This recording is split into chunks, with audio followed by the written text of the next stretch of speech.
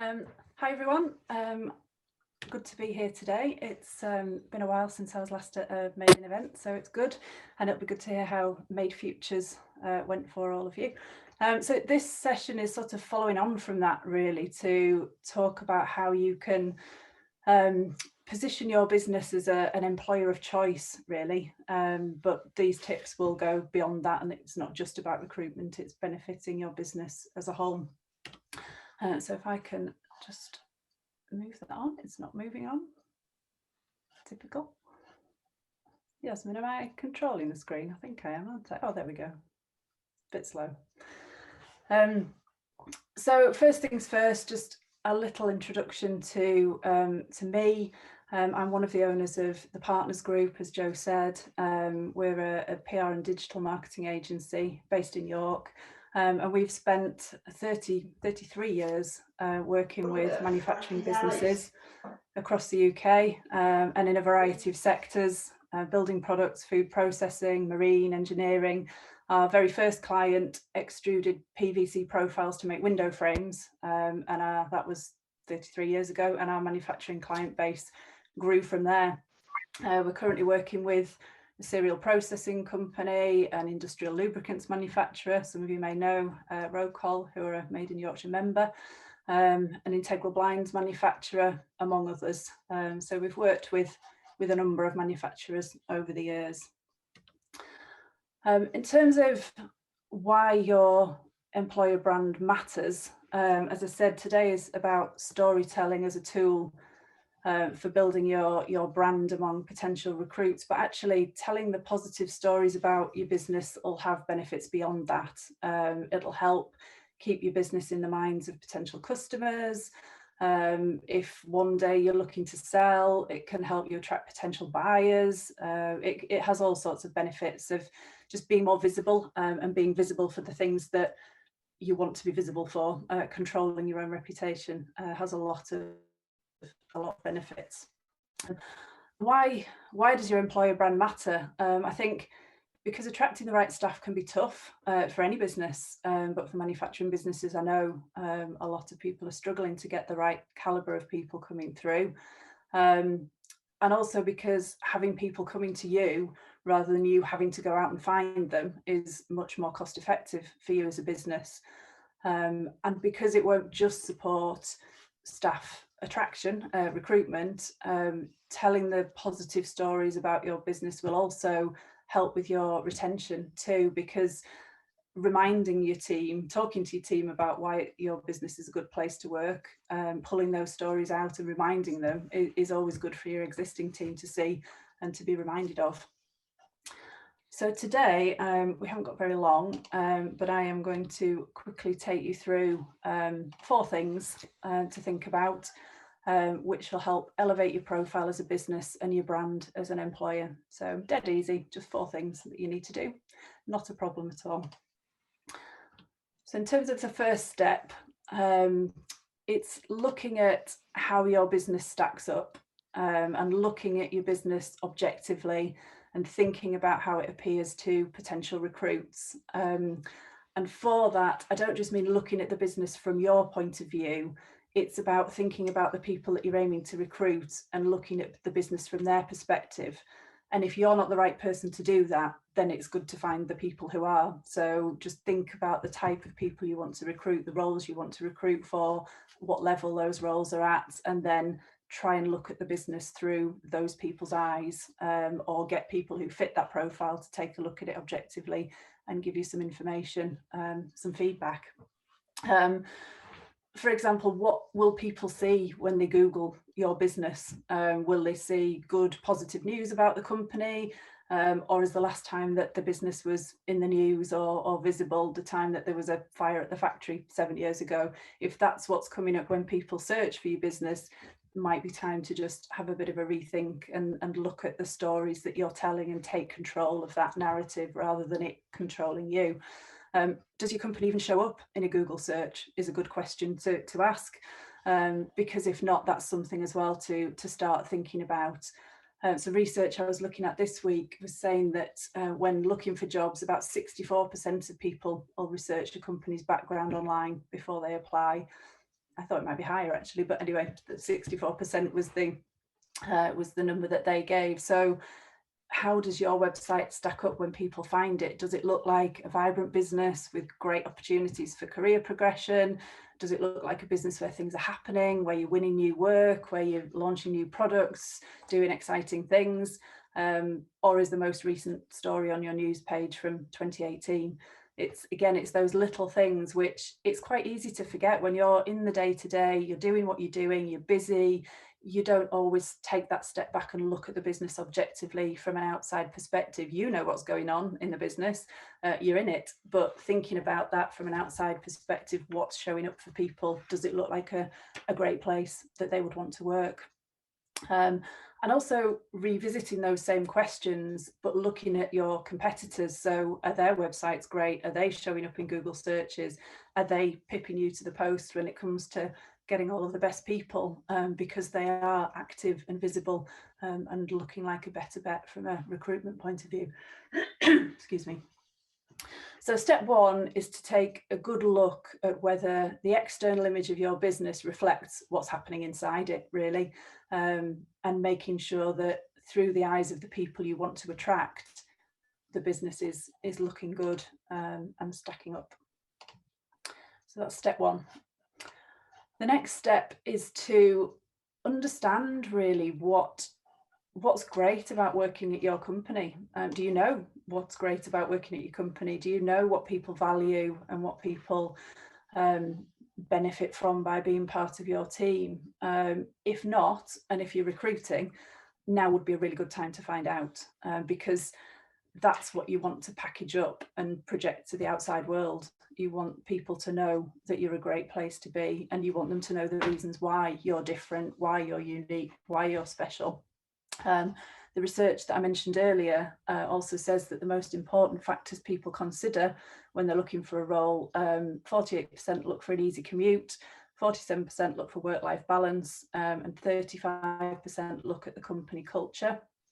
So people can be very quick to dismiss, for example, local and regional business media and think, well, what's the point of me being in there? That's not my industry. That's not where my business needs to be visible. But if you're looking to recruit from the local area, then having a presence and a profile and in the regional media or regionally as a business can really help you find those good people in that area and ticks the box for people who are looking for an easy commute. It might not be that you're recruiting from the local area, so that might not be the place that you need to be visible. But if, say, for example, supporting work-life balance is a big deal in your business, is that obvious when people come to the website? Do you make the most of that? Do you tell that story to people so that they can see the benefits of working for you? And if a third of people are looking for a good culture fit when it comes to working somewhere, making sure that the culture and the personality of your business comes across when people go to the website, when they look at your social media channels. Are you using social media channels? That's another thing to think about. But when people find the public information about your business, is it giving the right impression? And is that personality coming through? So how do you do that? It's easier said than done. Very easy to say it. A few ideas I would suggest are for you to talk to the rising stars in your business, the people who've joined you, risen through the ranks, are flying, and find out what they think, find out why they think your business is a great place to be. What is it that's attracted them in the first place? What is it that's kept them there? Do you offer structured training, development program? If so, talk to the people who've been through it and put together case studies of them sharing their experiences of those programs. Again, all of that information that you can then package up and give to the outside world helps to build a picture of what life's like in your business. If you're recruiting apprentices, I know quite a few people are in the MAID group. Again, talk to them, find out what they're learning, announce it when they join. And maybe look at an apprentice diary, 3 months in, how's life looking for them? What have they learned? What's their experience been like? Publishing that kind of information in a video, short video, a quick written piece for the website, perhaps both, putting together some visual things that you can share on your social media channels. Again, it's about bringing those roles to life, not just saying we recruit apprentices, but what's it like when somebody comes to work for you as an apprentice? And if you're looking to attract more, giving those people that insight into what life's like and what they can expect to do, you're really going to help people apply, or to understand. You're going to get more of the right people applying because you're giving a very clear picture of what they can expect. I would also suggest talking to some of your longest serving staff members and your shortest serving staff members. Get a good mix of views from across the business, and at all levels too, but particularly focusing on the areas where you may be looking to recruit. If you've already got people in those roles in the business, find out as much as you can from them about what's great about the role, what they enjoy, what they don't enjoy, and be able to share that information, package up that information and share it. And it isn't just about things that relate to your team. Being seen as a business that's going places, a successful business, a thriving business, that's where people want to work. They don't want to work at businesses that look like they're standing still. It's that dynamism, that excitement. So if your business is growing, are you winning new, big, high-profile contracts? Are you creating jobs? Are you launching new products? Investing in new machinery? Expanding your current premises? Moving to new premises? If all of that stuff's happening, but you're not telling anybody about it, there's a real missed opportunity there, because you could be filling your news pages on your website at the very least, and more besides, with the stuff that's happening in the business that will get people interested in what's happening and keen to come and work there and want to be part of that action. Just one point to make on that. I know that some people can get a little bit twitchy about sharing too much information. If we tell people about our best staff, people will come and poach them. If we talk about our customers, our competitors will try and steal them. I understand that. I get that completely. My views on that are, if you're treating your staff and your customers right, looking after them well, and they're getting value and enjoying working for you or with you, then they're not going to want to leave. But I do know also it's not necessarily always as simple as that in practice. So there, I would say, pick and choose the people and the customers that you talk about externally, and that you use to promote the business. You know your team, you know your industry, you know your customers. It's your decision. We're there to, I know PR people can get a bit excitable about telling every story that's going, and sometimes there are good business reasons why you shouldn't do that. So just think carefully about it. But I would say don't let it stop you from saying anything at all. Just think about what you do say and how you say it. So that's step 2. That's your planning. Step 3 is the best bit. That's where you get to actually start getting on and doing it, and telling those stories that you've discovered. Where you tell them will depend very much on where you're focusing as a business. As I said before, if you're looking to recruit from the local area, you need to be building a presence and a profile in local and regional business media. If it's from industry, then you need to be looking at the media there and how can you be visible there, making sure that you've got good content on your website that you can share, talking about your teams and their stories, on your made-in microsites, on your social media channels, in your company newsletter. Just think about all the different places you have as a business where you can tell those stories, and then think about where it's appropriate to use them and tailor those stories for those different channels. And the things to talk about, the stories to talk about, as I've said there, talk about new recruits as they arrive in the business, talk about people beginning, completing apprenticeships, achieving qualifications. All of this is great to show that you really invest in your team, and you invest in their development. So telling those stories is really important. Gather case studies from those teams, maybe look at giving insights into what it's like to work in your business, a day in the life of a particular role, especially if it's a role you're looking to recruit for, meet the team articles or videos, so that people get more of an insight into the people that they would be working alongside if they came to work for you. All of that good stuff that just helps to bring what you do as a business to life. Mentioned before about telling the stories of your business as well as the stories of your team, investors in people accreditations, contract wins, investment in facilities, all that good stuff. Think about how you can tell that across your various channels and who would be interested. And then also the business personality side of things. If you're doing loads of CSR activities or charitable activities, again, these are great opportunities to get the personality of the business across. The team at Road Call walked the equivalent of Land's End to John O'Groats and back in February.